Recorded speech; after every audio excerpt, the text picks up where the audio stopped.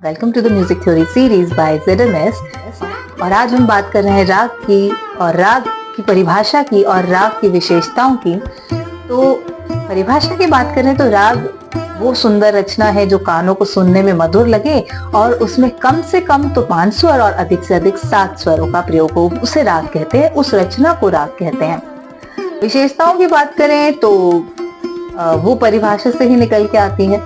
राग के जो लक्षण है, पहली विशेषता ये है कि वो सुनने में सुंदर लगना चाहिए, मधुरता ही उसकी पहली विशेषता है।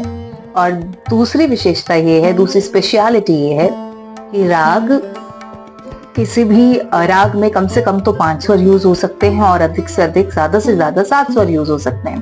5 स्वर से कम का कोई राग नहीं होता है।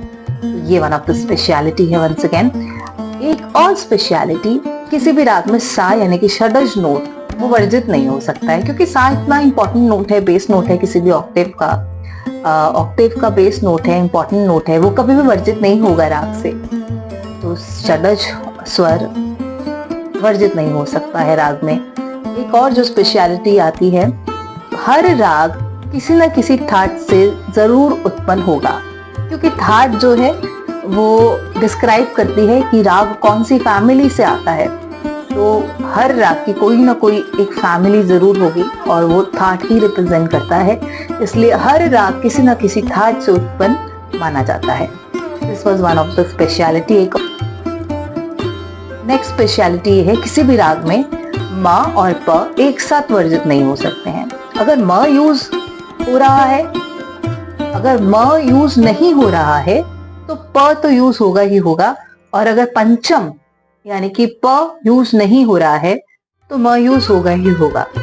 अगर म यूज नहीं हो रहा है, शुद्ध म यूज नहीं हो रहा, तो म तीव्र यूज हो रहा होगा। लेकिन म और प किसी भी राग में एक साथ वर्जित नहीं हो सकते हैं। ये भी एक रूल है राग का। एक और स्पेशलिटी की बात करें तो हर राग में उसका गायन समय, उसकी जाति, वादी, संवादी,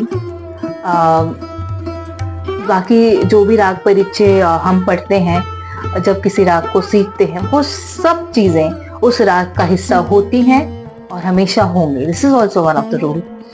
नेक्स्ट स्पेशलिटी इज, किसी भी राग में किसी भी एक स्वर का दोनों वर्जन्स नहीं यूज हो सकते। यानी कि अगर कोई एक स्वर नहीं उस राग में किसी एक स्वर के दोनों रूप यूज हो रहे हैं, कोमल भी यूज हो रहा है और शुद्ध भी यूज हो रहा है, तो दोनों रूप साथ में नहीं यूज होंगे। यानी कि अगर किसी राग में एक स्वर के विकृत और शुद्ध रूप दोनों ही यूज हो रहे हैं, तो वो दोनों रूप साथ में एक साथ किसी राग में नहीं यूज हो सकते।